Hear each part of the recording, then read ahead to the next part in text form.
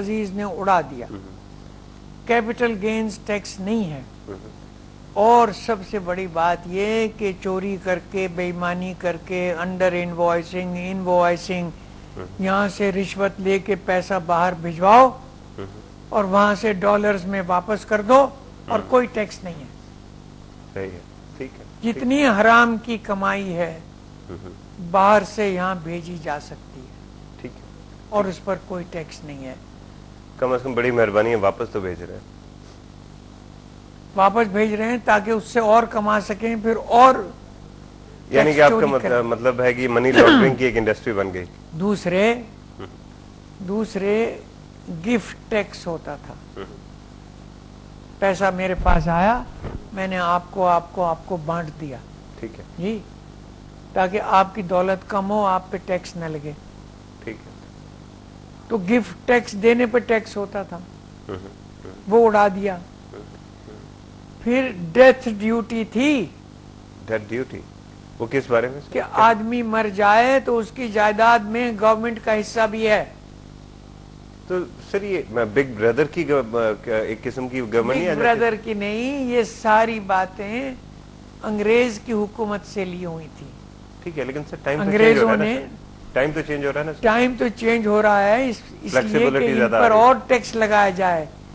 یہ نہیں کہ ان کو فیسیلیٹیٹ کیا جائے پاورٹی ایلیویشن فرعونوں کو قارونوں کو معاف کیا جائے اور بنایا جائے اور سپر ریچ آدمی پیدا ہوں. اب جہاں تک آپ پوچھ رہے ہیں اس بجٹ کا تعلق یہ امیروں کا بجٹ ہے. امیروں کے لیے ہے. ٹھیک لیکن سوال یہ ہے کہ واقعی امیروں کے لیے بھی ہے یا یہ ایک ایکسرسائز وداؤٹ اینی پرپز ہے. آپ کو نظر نہیں آ رہا کہ امیر اور امیر ہوتے جا رہے ہیں جب غریب چیخ رہے ہیں غربت کے مارے تو کتنی بڑی بڑی موٹریں سڑکوں پہ نظر آ رہی ہیں. رائٹ دیٹ مینس کہ ایکسرسائز ان فیوٹیلٹی نہیں ہے. یہ بالکل فیوٹیلٹی نہیں ہے. امیروں کے لیے یہ بہت اچھا بجٹ ہے. ان کے لیے بہت کامیاب بجٹ ہے. یہ ان کو اور امیر کرنے کا بجٹ ہے.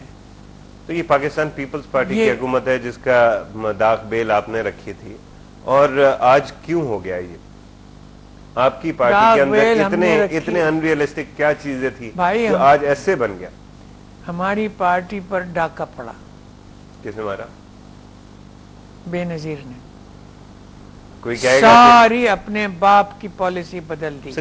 کوئی کہے گا کہ والد صاحب نے ہی ڈاکہ ڈالا تھا. جے رحیم اور آپ جیسے لوگ تو بہت پہلے ہی جو ہے دیکھیے اس نے کوئی اندر پارٹی کے جو کچھ بھی ہو لیکن جو پارٹی کا منشور تھا اس سے بھٹو صاحب نے کوئی خلاف ورزی نہیں کی. انہوں نے کبھی دیکھیے اس وقت سوویت یونین تو نہیں ٹوٹا تھا نا. یہ تو بعد میں ٹوٹ گیا. سوویت یونین کمیونزم کا کیا تعلق تھا ہماری پارٹی کے اصولوں سے؟ لیفٹ کی پارٹی سمجھی تو دیکھیں لیفٹ کی پارٹی نو مور لیفٹ لیفٹ کی پارٹی تو سویڈن میں ہمیشہ سے ہے. ٹھیک ہے. ناروے میں ہمیشہ سے ہے. تو جب اتنے امیر لوگ ملک ہوں تو اس میں تو افورڈ کیا جا سکتا ہے. ہمارے ملک میں امیر جو ہیں وہ لیفٹ کی پالیسیوں کی وجہ سے امیر ہوئے. یہ نہیں ہوئے کہ وہ پہلے امیر ہو گئے تھے اور پھر سویڈن نے اور ناروے نے لیفٹ کی پالیسیاں اختیار کی. اس کا اثر تو سبق تو یہ ہے کہ لیفٹ کی پالیسیوں سے امیر ہوگے لیفٹ کی پالیسیاں قائم رکھو گے تو وہ عمارت تمہاری رہے گی. اچھا یہ بات سمجھ آتی ہے انڈیا اور چائنا کے ایکسپیرینس ہے کیونکہ انہوں نے پہلے ایک فاؤنڈیشن کریٹ کیا اور اس کے بعد وہ لبرلائز ہوئے. لیکن آج کل کے زمانے میں سر اگر اتنی گلوبل انٹیگریشن ہو رہی ہے کہ اگر آپ لیفٹ کی سائڈ پہ جائیں گے تو ڈس انٹیگریٹ ہو جائیں گے. آپ مل نہیں سکیں گے. بالکل غلط ہے یہ بات. You don't agree? WTO وغیرہ اور باقی سب کے زمانے میں جب چائنا ساری دنیا سے ترلے کر رہا ہے کہ مجھے آپ دیکھ رہے ہیں کہ دنیا میں سب سے اچھی تعلیم کیوبا میں ہے. امریکہ سے لوگ پڑھنے جاتے ہیں کیوبا. دنیا میں بہترین ہیلتھ سسٹم جو ہے کیوبا میں ہے. اور کیوبا امیر ملکوں کے مقابلے میں امیر ملک نہیں ہے، لیکن لوگ خوش ہیں. یا ہمیں لگتا ہے یہاں بیٹھ کے آپ وہاں آپ دیکھ لیجئے، اسٹیٹسٹکس دیکھ لیجئے، ورلڈ کی جو رپورٹ ہوتی ہے. سر رونا تو یہی ہے نا، وہ کہتے ہیں there are three categories of lies. There are three categories of lies. Lies, bigger lies and statistics. تو گلوبل تو سارے فیکٹس ہیں. مجھے ایسے لگتا ہے کہ پتہ نہیں آپ ان لوگوں کی فہرست دیکھ لیجئے جو ہیومن ڈیولپمنٹ رپورٹ شائع ہوتی ہے، HDI جو ہے، یہ HDI ہے، اس میں کیوبا کی پوزیشن دیکھ لیجئے. ٹھیک ہے جی، ہیلتھ کے لحاظ سے، دوسری چیزوں کے لحاظ سے.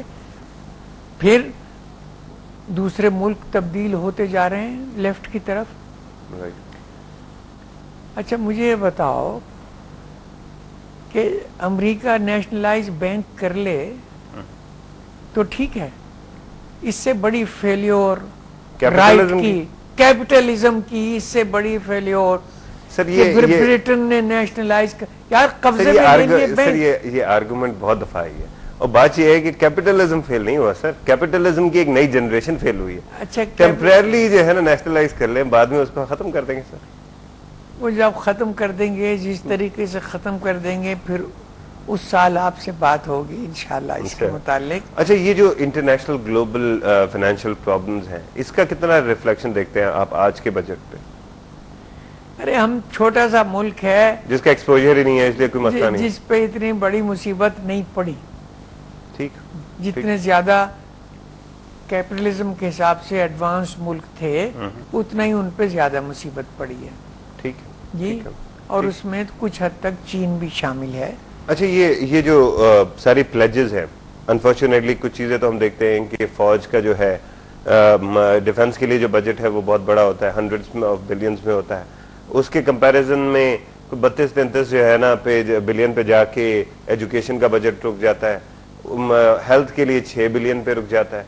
ایک تو یہ ڈسپیرٹی کیوں ہے سر، اور کیا اس کو بریج کرنے کا کوئی طریقہ ہے؟ دیکھو آپ اور میں، ہم پڑھے لکھے لوگوں کی آنکھیں بند ہیں. کوئی مجھے وجہ بتا دو کہ میں آپ کو ایجوکیٹ کروں. کوئی مجھے وجہ بتا دو کہ میں آپ لوگوں کے لیے ہسپتال بناؤں. ارے بھائی مر رہے ہو تو مرو، تمہارے بچے اتنے ہیں کہ مجھے مزدور مل جائیں گے. میں تمہیں جتنا پڑھاؤں گا اتنے ہی تم میرے مخالف ہوگے اور میری حکومت بدل دو گے. اور میں یعنی امیر، ہماری حکومت بدل جائے گی تو میں کیوں پڑھاؤں آپ کو؟ یعنی کہ اگنورنس ایک پالیسی ہے. اگنور رکھنا عوام کو، جیسے ایجوکیشن پالیسی ہوتی ہے ویسے اگنورنس پالیسی ہمارے ملک میں موجود ہے. Of course. تو یہ بجٹ میں تخمینہ کیوں نہیں دیا گیا سر اگنورنس کے لیے؟ اپنی حساب سے جو وہ مجبوری سمجھتے ہیں وہ انہوں نے فگرز دے دیں، لپ سروس دی، لیکن وہ پیسہ سکولوں میں نہیں پہنچے گا. اچھا یعنی کہ یہ جو چند بالکل پینٹس انہوں نے ایجوکیشن کے لیے دیے ہیں یا ہیلتھ کے لیے، وہ بھی امپلیمنٹ نہیں ہوگا. دیکھیے جب سکول بنے ہوئے ہوں سر اور ماسٹروں کی تنخواہیں انسپیکٹروں کی جیبوں میں جا رہی ہوں اور رجسٹروں پہ دستخط کیا جائے کہ اتنے گھوسٹ سکول ماسٹر رکھے ہوئے ہیں، اسی طرح ہسپتال میں دواؤں پہ خرچ کیا جائے کہ دوائیں بھیجی گئی ہیں وہاں بوتلیں خالی ہوں، ان میں کچھ نہ ہو، تو پھر یہ بھی فراڈ ہے. رائٹ. ڈاکٹر صاحب یہ تو ساری باتیں صحیح ہو گئی، ایجوکیشن پالیسی میں انٹرسٹڈ نہیں ہے، ہیلتھ ہم نہیں چاہتے، لیکن اگر آج آپ کو حکومت دی جائے، آج آپ کو فائنانس منسٹر بنا دیا جائے، آپ کی جو سپیچ ہوگی یا جو آپ کا فسکل پالیسی ہوگی، اس میں کیا کیا ایلیمنٹس ہیں جو آج کی فسکل پالیسی میں یا سپیچ میں مسنگ تھے؟ مجھے آپ آج فائنانس منسٹر بنا دیں سر، یا میری پارٹی اقتدار میں آ جائیں سر، تو آپ کی پارٹی تو ہے نا اقتدار میں، آپ نہ مانے اس کو، لیکن آپ نہیں، میری پارٹی تو ہے پیپلز پارٹی شہید بھٹو، لیکن ظاہر بات ہے کہ اوریجن تو دونوں کی ایک ہی ہے نا سر. ہاں اگر اصل اوریجن پر آ جائیں سر تو یہ ہماری آمدنی جو ہے یہ 4 ٹریلین روپے ہو جائے گی. 4,000 बिलियन रुपए। हाँ सर। इतने पाकिस्तान के अमीर टैक्स देने वालों में, सरमायादारों में, जागीरदारों में इतनी सकत है कि वो इतना रुपया दे सकें। सही। 4,000 बिलियन रुपए। That's great sir. लेकिन जैसे आगे सुनिए सर, 4,000 बिलियन रुपए आप वसूल कीजिए, आपको किसी कर्ज की जरूरत नहीं है।